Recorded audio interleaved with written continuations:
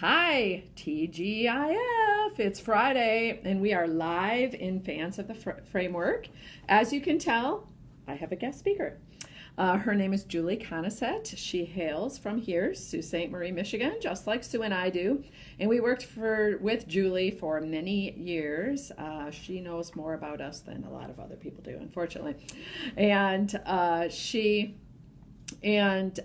and I work together. She is the Employee Relations Manager at War Memorial Hospital, and now our Employee Relations Expert for Capstone Leadership Solutions. So I'm very pleased to have Jules with me here today. We're answering a question that has everything to do with human resources, so I wanted to invite her, as well as she's spent some time in our beloved Sullivan County Community Hospital, where this question was posed today. So let's get right at it, shall we? First, I'd like to do a little reminder to you. If you didn't check out Sue's live Facebook feed this week on Wednesday, she talks about how you can get your employees to engage in the community and actually volunteer to do all those things that hospitals and organizations have to do to make their presence known in the community. And the reason why I think it's important to really tune into that is that our partner organizations, this is how we differentiate our company from our competition, is our partner organizations are rocking their communities. They are leaving this huge giant footprint behind, and we really respect them for that. So learn those tips. That's Sue's video on Wednesday.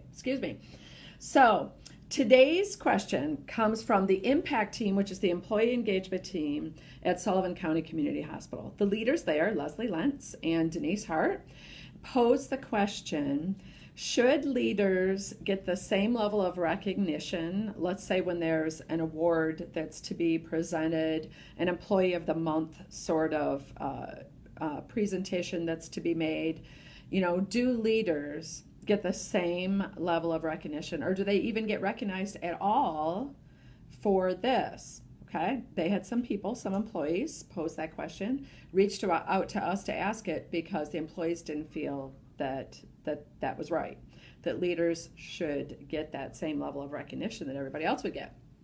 So, I thought Jules did a great job answering that email, so I asked her to be my guest today because she has some fabulous ideas for all of you. And the answer is kind of yes and no, but mostly hell yes, okay? Literally, absolutely yes, and we're going to tell you why, okay? So, what is the problem with this, all right? Leaders do tend to be in a better position to go above and beyond and to get recognized for that, all right? So if you think about it, most of the time leaders work days. Most of the time they're seen around committee members who would be choosing for a big prize or a recognition like this. They're seen by senior leaders. They're assigned projects and goals and metrics that they're responsible for, and then they can go above and beyond.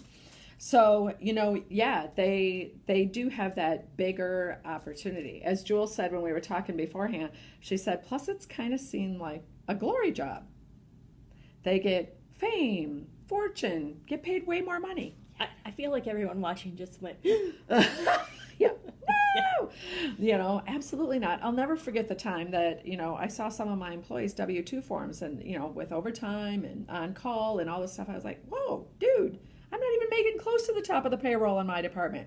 So, yeah, it's not about money, right? It's not also about, fame and fortune, or it's a glory job. It's just that there is this perception there, okay? Another thing I think that further agitates the problem is that leaders will say, I don't need the recognition. I don't need recognition. You can abstain from that. It's not that I don't deserve it, but give it to someone else, right? You may think that if you're truly a servant leader, that is what your attitude should be. Couldn't be further from the truth. We all deserve recognition. People all need and crave, really, that recognition. And so if you say, no, no, no, not me, don't worry about it, don't recognize me, I don't need that, what soon will happen is you start to feel apathetic and burnout and a loss of resiliency, and guess why? Because nobody's feeding you, right? Nobody's filling your bucket. So whatever you do, if recognition comes your way, make sure that you learn to accept it gratefully and gracefully, and as the gift that it truly is, because we all deserve that gift.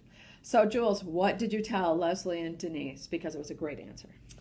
I told them that as long as the criteria is clear, you should be fine. As long as there's a clear and concise way to have a selection, and that you don't have leaders winning every month, that it should be all right. But I also suggested that maybe they take and go to their leadership team and ask them for their feedback. How do you guys feel about leaders winning the Employee of the Month? And then if the leadership group as a whole says, we don't want to be included in that, then there's been a conversation, and it's very transparent, and there's ownership of why they're not part of it. There's many other ways that you can recognize leaders. And like Jane said, everyone needs recognition, even those people who are the martyrs and they're like, oh, no, I'm just doing my job. Well, deep down, they really need recognition as well. It just comes in many different forms. So one of the tips that I had given them was at Capstone, we encourage quarterly leadership development. And at the beginning of every meeting, you should start with something positive. So to have your CEO send out an email to the senior leadership team to say, do you have any leaders that I can recognize at the LDI? And then explain why. And then start the LDI. Take a few minutes to focus on the positives and recognize those leaders.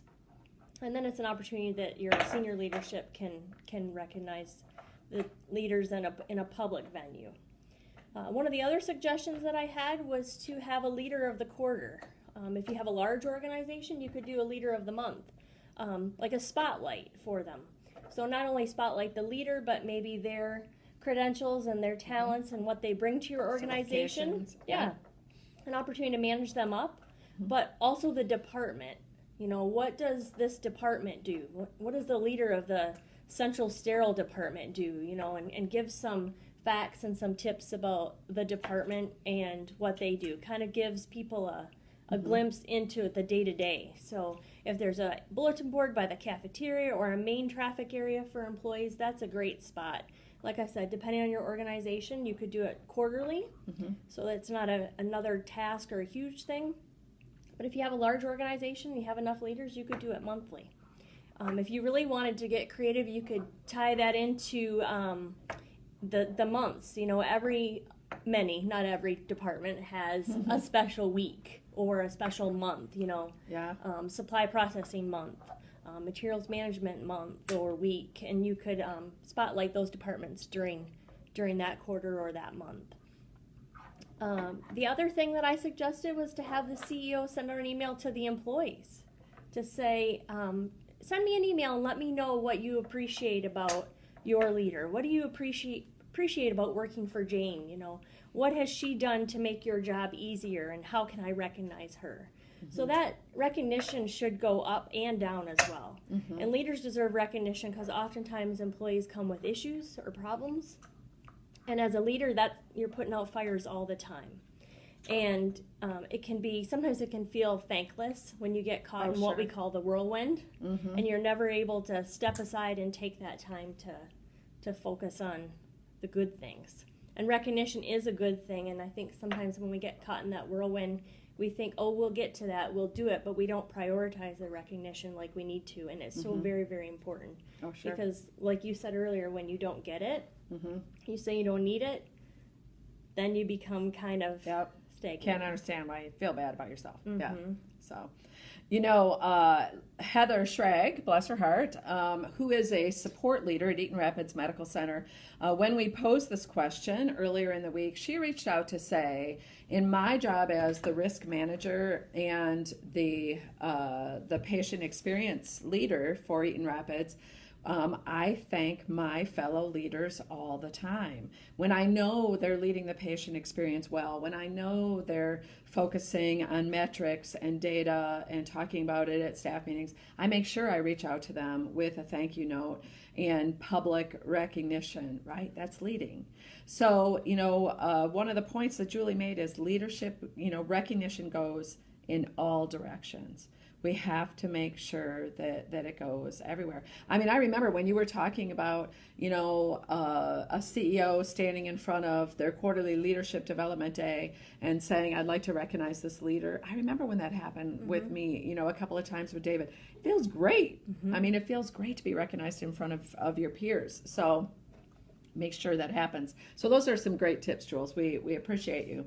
So human recognition, right? Know your people.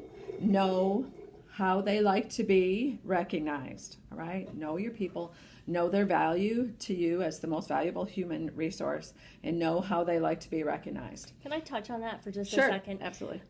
That's key, knowing how they'd like to be recognized, because we have some staff who do not like the public recognition. Oh, so, for sure. You don't want to recognize them at the beginning of a staff meeting and they turn beet red and they don't want, it defeats the purpose, because Right. then They're you've missed your mark. demoralized. Absolutely. So, those are the people that you want to just slip them a note or send them an email, Right. or whatever tools you have for recognition in your organization. Which is why it's so important to have more than one. Right. Hello. So yes. So our framework for achieving great results has 12 evidence-based, research-driven tactics or groups of tactics that we refer to as the leadership bundle. Becoming a more grateful leader is one of those, and when you're a more grateful leader, people around you will be more grateful as well. So whatever you give, twice as much you get back. So if you don't have anything like this in place in your organization, please reach out to us. You can go to our website at www.capstoneleadership.net. We love to talk to strangers. So if you're a fan of the framework already, please share the group with your friends in healthcare leadership, because we all need a little help from our friends, and we're here to help you. Have a great weekend. Stay warm. Bye.